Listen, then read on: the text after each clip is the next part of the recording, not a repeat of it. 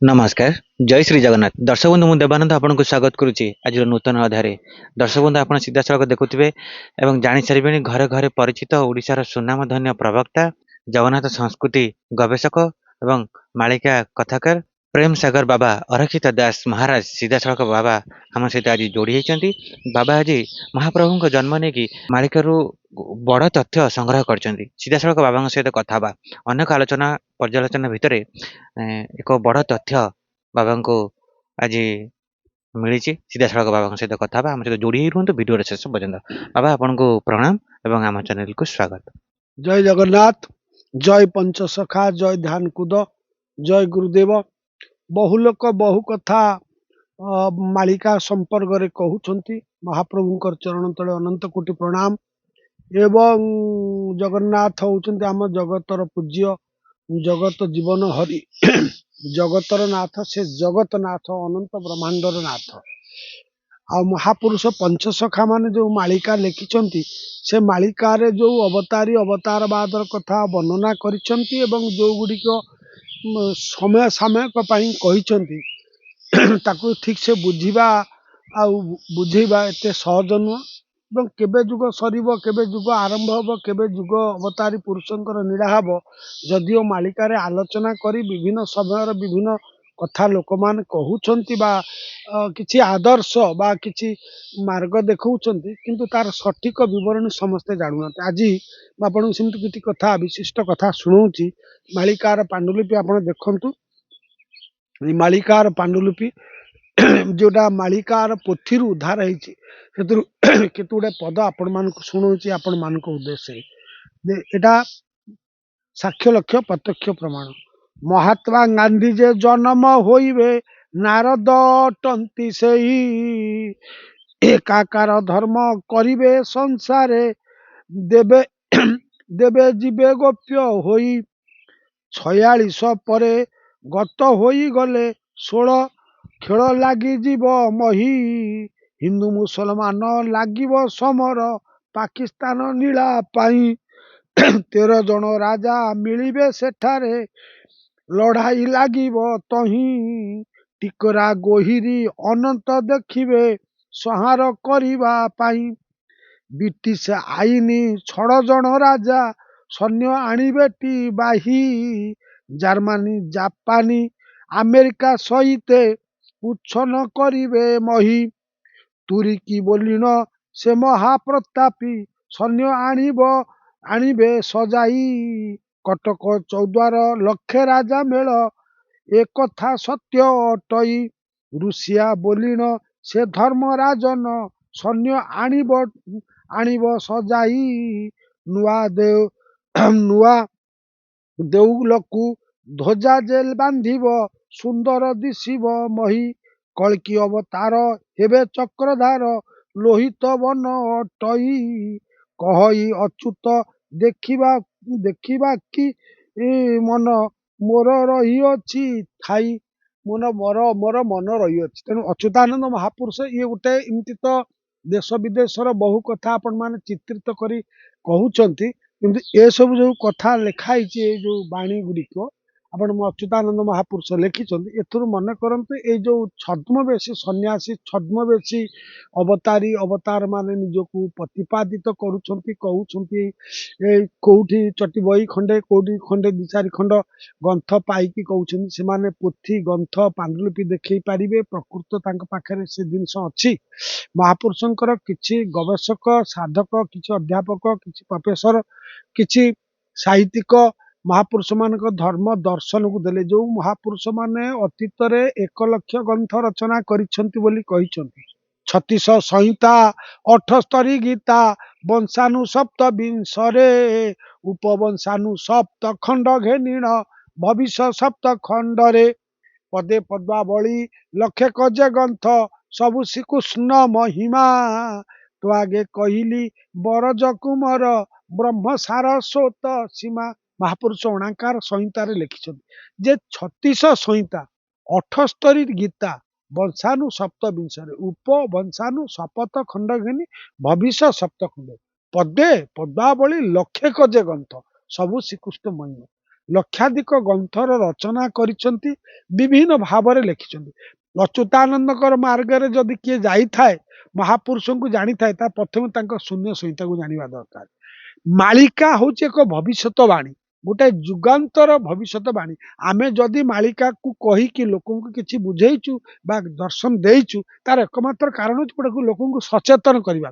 ମାଳିକାକୁ ନେଇ ଭେଳିକି ଦେଖେଇବା, ମାଳିକାକୁ ନେଇ ବ୍ୟବସାୟୀ କରିବା, ମାଳିକାକୁ ନେଇକି ଅବତାର ପୁରୁଷ ଜନ୍ମ ହେଇଛନ୍ତି, ଏଇ ଯୋଉ ନୀଳା ବା ଏଇ ଯୋଉ କଥା, ଏସବୁ ମନକୁ ପାଏ ନାହିଁ ସଜନ।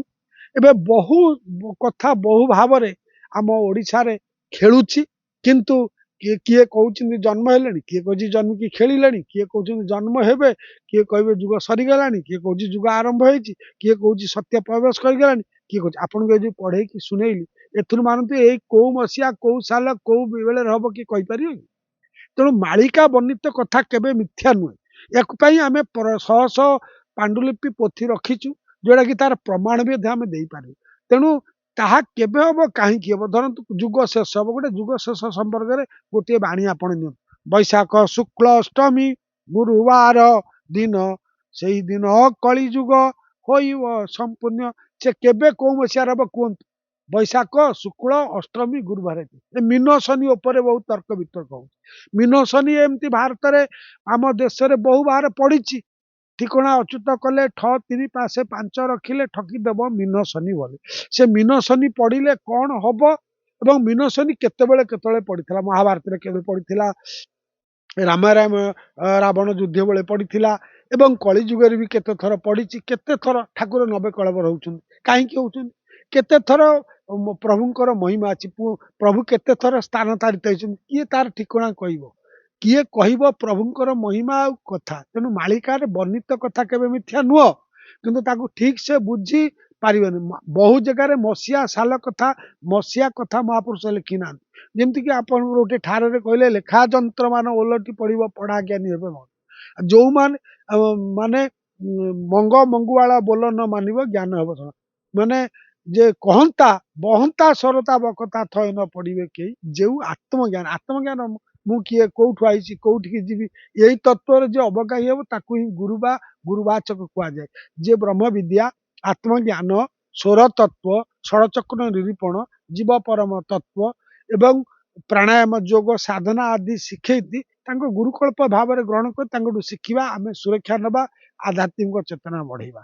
କିନ୍ତୁ ଭଗବାନ ତ ଜଣେ, ଜଗତରେ ଜଣେ ଜଣେ ପ୍ରଭୁ ବୋଲାଇବେ ପଣକୁ ପଣେ। ବାବା ବାବା ଏମିତି ବା କଥା ଆସୁଛି ଯେ ଶୁଣିବାକୁ ମିଳୁଛି, ଆସୁରିକ ପ୍ରକୃତିର ଯୋଉମାନେ ମାନବ, ସେମାନେ ପ୍ରଭୁଙ୍କୁ ଜାଣିପାରିବେନି, ଚିହ୍ନି ପାରିବେନି। ପ୍ରଭୁଙ୍କୁ ସମସ୍ତେ ଚିହ୍ନିବେ, ସମସ୍ତେ ଜାଣିବେ। ଅସୁର ପ୍ରକୃତି ରାବଣ ରାମକୁ ଜାଣିଥିଲା ଏବଂ ରାମକୁ ଜାଣିଲା ପରେ ସେ ଜାଣିଲା, ଯଦି ମୋର ଏ ରାକ୍ଷସ ଜନ୍ମ, ସେ ସତ୍ୟ ଯୁଗରେ ଭଗବାନ ବୈକୁଣ୍ଠପୁରରେ ଜୟ ବିଜୟ ରୂପରେ ରାବଣ କୁମ୍ଭକର୍ଣ୍ଣ ଥିଲେ। ଏବଂ ଯେତେବେଳେ ସେ ଲକ୍ଷ୍ମୀ ବା ନାରଦ ତଥା 4 ସନକାଦି ଋଷିଙ୍କର ଅଭିଶାପରେ ସେ ଅଭିଶପ୍ତ ହେଇକି ରାକ୍ଷସ ଯୋନିରେ ଜନ୍ମ ହେଇକି 3 ଜନ୍ମରେ ମୁଖ୍ୟ ହେଲେ। ସତ୍ୟ ଯୁଗରେ ସେ ହିରଣ ହିରଣାକ୍ଷ, ତ୍ରେତୟାରେ ସେ ରାମ ରାବଣ, ଦ୍ୱାପରରେ ସେ ଆପଣ ଜାଣନ୍ତି ସେ ଯୋଉ ରୂପ ହେଇଥିଲେ, ମାନେ 2 ରୂପ। ତେଣୁ ଏଇ ଯୋଉ ରୂପ ହେଇ ସେ ତାଙ୍କୁ ଅନେକ ଥର ମତେ ମାରି ମୁଖ୍ୟ ନଦେଲେ ନରହରି। ତେଣୁ ମୁଖ୍ୟ ହବା ପାଇଁ ସେ ଜାଣିଥିଲେ। ରାବଣ ଜାଣିଥିଲା ଯେ ମୋତେ ମାରିବେ, ଭଗବାନ ଯଦି ନ ମାରିବେ ମୁଁ କାହା ହାତରେ ମୋ ଏ ରାକ୍ଷସ ଜନ୍ମରୁ ମୁକ୍ତି ହେବିନି। ତେଣୁ ମା ସୀତାଙ୍କୁ ନେଇକି ସେ ଯୋଉ ଅଶୋକ ବନରେ ରଖିଲା, ତାର ଭିତର ଅନ୍ତର୍ନିହିତ ତତ୍ଵ କଣ? ସୀତା ସତ୍ୟ, ଅଶୋକ ବନ ଯୋଉଠି ସୁଖ ଦୁଃଖ ସୁଖ ନାହିଁ, ସେଇଠି ରଖିଲା। ଆପଣଙ୍କର ବେଦ ଶାସ୍ତ୍ରରେ କୁହାଯାଇଛି, ପୁଷ୍ପେତ ବସତୁ ଲକ୍ଷ୍ମୀ। ଲକ୍ଷ୍ମୀ ଫୁଲକୁ ଭଲ ପାଆନ୍ତି। ମା ଯେତେବେଳେ ବନବାସ କରୁଥିଲେ, ମା ସୀତା, ସେତେବେଳେ ରାବଣ ଯୋଉ ପୁଷ୍ପକ ବିମାନ ନେଇଥିଲା, କାହିଁ? ଫୁଲର ବିମାନ। ମା ଫୁଲକୁ ଭଲ ପାଆନ୍ତି ବୋଲି ଆସିଲେ।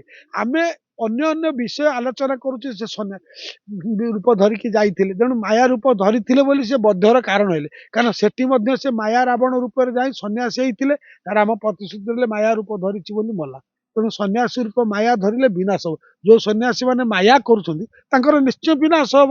ତେଣୁ ଯିଏ ଯିଏ ଭଗବାନ, ଯିଏ ପରମାତ୍ମାଙ୍କର ସତ୍ତା ଉପଲବ୍ଧି କରିଛି, ବା ଯିଏ ଜାଣିଛି ଯେ ପରମାତ୍ମା ପ୍ରାପ୍ତି ପାଇଁ ବା ତାଙ୍କ ଭକ୍ତ ମାନେ ଜାଣୁଛନ୍ତି, ତାଙ୍କୁ ଆଉ ସେ ପଦାରେ ପକେଇବେ କାହିଁ? ଯିଏ ପରମାତ୍ମାକୁ ଚିହ୍ନି ନବ, ତାର ଆଉ ପରିପ୍ରକାଶର ଆବଶ୍ୟକତା ପଡିବ ନାହିଁ। ତେଣୁ କିଏ ଚିହ୍ନିବ ପାଣ୍ଡବଙ୍କୁ ତୁମେ ରଖିଲ କି କଲେ? ପାଣ୍ଡବ ମାନେ ଜାଣିଥିଲେ ଏ ପ୍ରଭୁ, କୌରବ ମାନେ ଜାଣିଲେ ବି ପ୍ରଭୁ, କିନ୍ତୁ ହେ ଜ୍ଞାନ କଲେ। ହେ ଜ୍ଞାନ କଲାରୁ ତାଙ୍କର ମୃତ୍ୟୁ ହେଲା। ଆଉ ଜାଣିନଥିଲେ, ରାବଣ ଜାଣିଥିଲା, ହିରଣ୍ୟାକ୍ଷ ଜାଣିଥିଲା ପ୍ରଭୁଙ୍କୁ, ସବୁ ଦାନବ ମାନେ ଜାଣିଥିଲେ ପ୍ରଭୁଙ୍କୁ। ବଡ ବଡ ରାକ୍ଷସ ମାନେ ଭଗବାନଙ୍କୁ ଜାଣିଥିଲେ।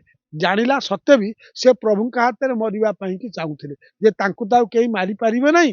କିଏ ବ୍ରହ୍ମା ବଳରେ ବଳିୟାନ, କିଏ ଶିବ ବଳରେ ବଳିୟାନ, ତାଙ୍କୁ ସଂହାର କରିବେ କେବଳ ମହାବିଷ୍ଣୁ।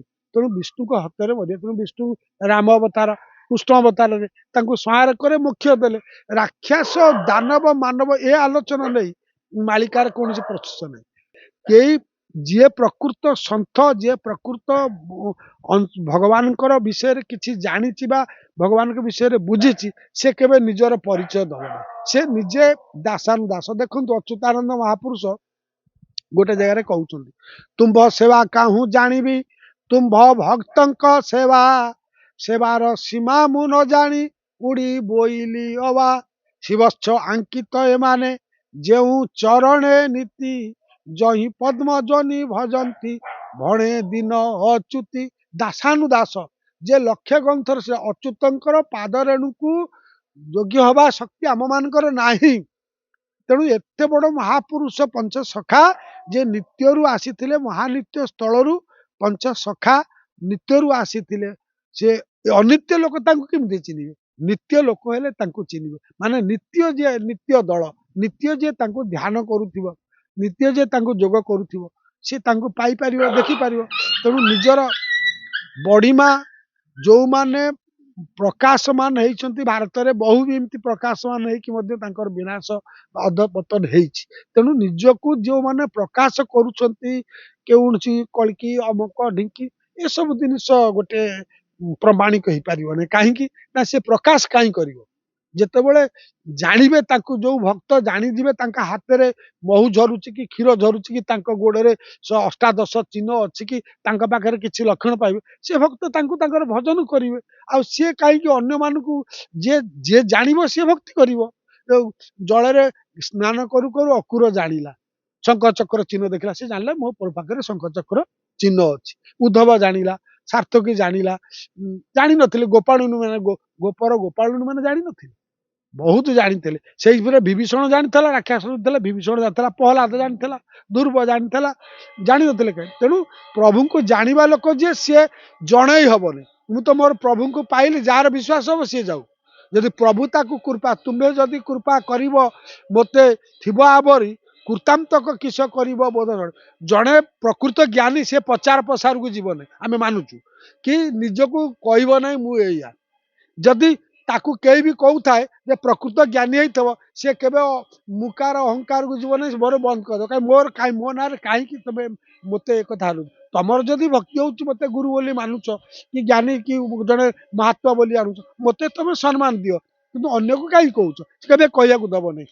କାରଣ ଅନ୍ୟ ଜଣେ ପ୍ରଭାବିତ ହେଇକି ଯଦି, ଜଣଙ୍କର ନିଷ୍ଠା ବିଶ୍ୱାସ ଯଦି ଦୃଢ ରହିଲା, ସେ ଆଉ ଜଣେ ଯଦି ତା ଦ୍ୱାରା ପ୍ରଭାବିତ ଆସିଲା, ସେଥିରେ କିଛି କହିବାର ନାହିଁ। ତେଣୁ ନିଜକୁ ଯୋଉମାନେ ଘୋଷଣା କରୁଛନ୍ତି, ଏମିତି ତ କି ମଞ୍ଚ କି ଯଜ୍ଞ, କୋଡର କୋଡର ଟଙ୍କା ଖର୍ଚ୍ଚ କରି ଯଜ୍ଞ ବି ଲୋକ କରୁଛନ୍ତି। ଏ କିଲା ପଡିଆରେ ଗୋଟେ କଳିଙ୍ଗ କୁମ୍ଭ ହେଇଥିଲା, ଏ ଲକ୍ଷ ଲକ୍ଷ କୋଟି କୋଟି ଲୋକ, ସେତେବେଳେ ବି ଅବତାରୀ ଅବତାରୀ କେଡେ କେଡେ ଭାରତ ବର୍ଷର ସାଧୁ ସନ୍ଥ ଆସିଥିଲେ। ସେ ତ କେହି କହୁନଥିଲେ ଆମେ ଭଗବାନ ବୋଲି, ତ ଆୟୋଜକ ବା ତାକୁ କିଏ ଜଣେ ନିୟନ୍ତ୍ରିତ କରୁଥିଲା। ଏବେ ତ ବହୁତ ଲୋକ ନିଜକୁ ଭଗବାନ ଅବତାରୀ, କିଏ ବଳ, କିଏ କହିବ ଅଚ୍ୟୁତ, କିଏ କହିବ ବଳରାମ, କିଏ କହିବ ଜଗନ୍ନାଥ, କିଏ କହିବ ମୁଁ କଳ୍କି ରାମ, କିଏ କହିବ ଅନନ୍ତ ମୁଁ ଜନମ ହୋଇଛି, କିଏ ଏହି ରୂପେ କଳି ଯୁଗେ ଲାଗିବଟି ଭ୍ରାନ୍ତି। ତେଣୁ ଏମିତି ବହୁତ ଲୋକ କହିବେ, ଏଥିରେ ବିଶ୍ୱାସ କରିବା। ରାମଦାସକୁ କହିଲେ ଏକଥା କାହାକୁ ଆକ୍ଷେପ କରି କୁହାଯାଉନି, ଯେ ଅଚ୍ୟୁତ କହିଲେ ଏମିତି ଆସିବେ ରାମ, କିନ୍ତୁ ଏଥିରେ ତୁ ବିଶ୍ୱାସ କରିବୁନି।